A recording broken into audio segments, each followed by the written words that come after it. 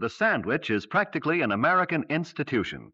It is a basic essential for lunch boxes, parties, and picnics.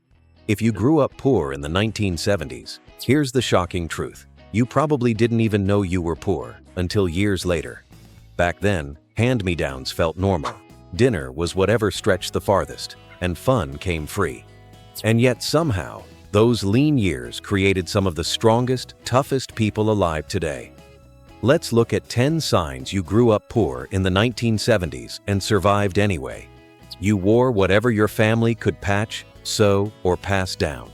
Growing up poor in the 1970s meant your wardrobe had a personality, and usually it wasn't yours. Clothes came from older siblings, cousins, neighbors, and sometimes even the lost and found box at school if you were lucky. Jeans had patches on the knees, shirts always seemed slightly too big or slightly too small, and new shoes were a once-a-year miracle, usually at the start of school. Mums were experts at sewing buttons back on, fixing zippers, and using iron-on patches until the fabric underneath practically crumbled. Kids walked around in outfits that were half cotton, half imagination. And let's be honest, if you ever put cardboard in your shoes because the soles wore out, congratulations. You definitely grew up poor in the 70s. But here's the thing, nobody complained. You didn't have 5 pairs of trainers, but the pair you did have, you wore them proudly, because they were yours. Dinner was whatever you could stretch, and somehow it was delicious. Food in the 1970s wasn't about choice. It was about survival, creativity, and feeding a family on almost nothing. Dinner often came from whatever was cheapest. Rice, potatoes, bread ends, beans, tinned soup, powdered milk, and whatever meat happened to be on sale. If your family ever mixed water into milk to make it last, you grew up poor. If gravy was used as a sauce to cover up the fact that the meat was mostly bone, you grew up poor. If you ate cereal with a fork so the milk would last longer for your siblings, that's a 1970s survival skill right there. Leftovers weren't leftovers, they were tomorrow's dinner. And if Mom said she wasn't hungry, it usually meant she was making sure everyone else got enough. And even though these meals were simple, they were made with love, and that made them unforgettable. Entertainment was free, because it had to be. Growing up poor in the 70s meant you knew how to have fun with nothing. No tablets, no gaming consoles, not even a television in every room. You played outside until the streetlights came on. You turned sticks into swords, bottle caps into toys, and dirt into a whole afternoon's adventure. Going to the cinema was a luxury. Buying a magazine or a comic? Rare. A new toy? Maybe at Christmas. And even then, it was usually something practical or homemade. You made go-karts from scrap wood and pram wheels. You played marbles on the pavement. You learned to fix your own bike because there was no bike shop money. You spent summer days running through sprinklers, playing tag, or riding your rusty bicycle with no helmet, no fear, and no clue how dangerous it actually was. And you didn't feel poor. You felt free. The house was small, crowded, and full of love and noise. If you grew up poor, your home wasn't big, but it was full. Kids shared bedrooms, sometimes even beds. Privacy was a foreign concept. The bathroom had a queue every morning, and if your family had only one heater, everyone gathered around it like penguins in winter. Furniture was mismatched, found, donated, or repaired. The sofa had one good cushion, the curtains faded from the sun, the wallpaper peeled in the corners, but the house always had that warm, familiar smell. Home cooking, old furniture, and something comforting you can't quite describe. Family photos weren't professional. They were snapped on cheap cameras, slightly blurry, sometimes out of focus, but they captured real life, the kind of life money can't buy. Looking back, you didn't grow up in a mansion, but you grew up in a home. You learned hard work before you even knew it was work. Growing up poor in the 1970s meant chores weren't optional. They were part of survival.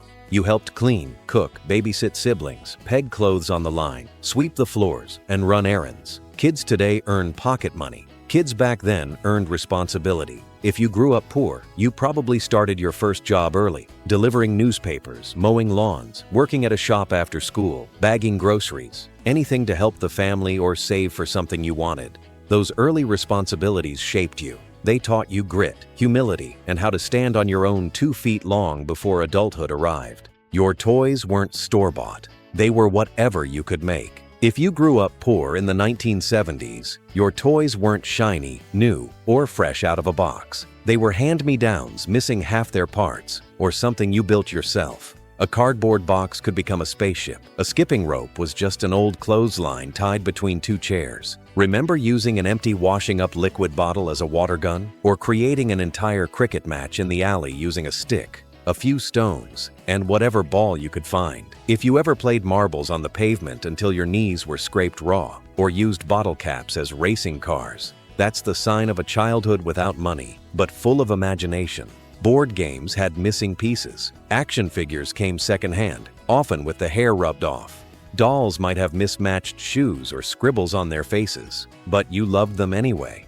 And here's the funny part: because you had fewer toys, you cherished the ones you did have. They weren't disposable, they were treasured.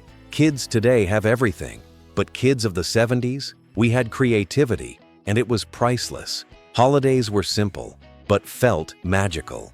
Growing up poor didn't stop the 1970s from giving you some of the best holiday memories. Christmas wasn't about piles of gifts. It was about one big present, maybe two, and a whole lot of excitement. You knew Christmas was close when the old decorations came down from the attic. The same tinsel, the same baubles, the same wonky angel that sat on top of the tree every year.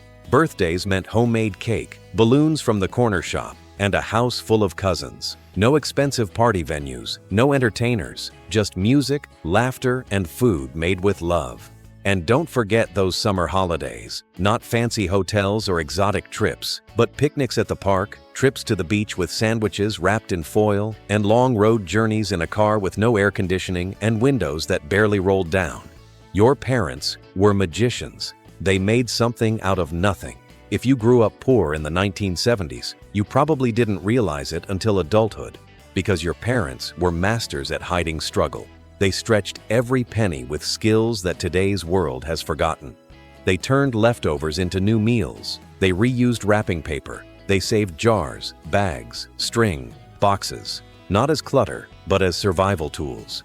Clothes were mended, toys were repaired, and nothing was thrown away until it absolutely couldn't be used anymore. Your parents made sacrifices quietly. They gave you the best piece of chicken. They pretended they weren't hungry. They pretended things were fine.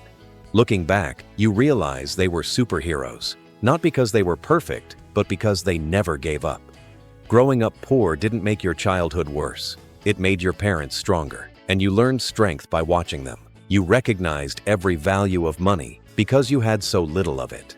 Kids today swipe cards and tap phones. But if you grew up poor in the 70s, you remember counting coins. Literally. You saved pennies in jars. You knew the price of bread, milk, bus fare. You learned early that money didn't just appear, it had to be earned. Buying something new felt like a ceremony. You tried on shoes 3 times. You debated for days before spending 50 pence. You saved your pocket money like it was treasure. And because money was scarce, you learned something priceless: gratitude. You grew up tough, because falling down was part of life. Kids today have soft play areas and padded flooring. Kids in the 1970s, we had concrete, gravel, rusty metal slides that burned your legs in summer and froze them in winter.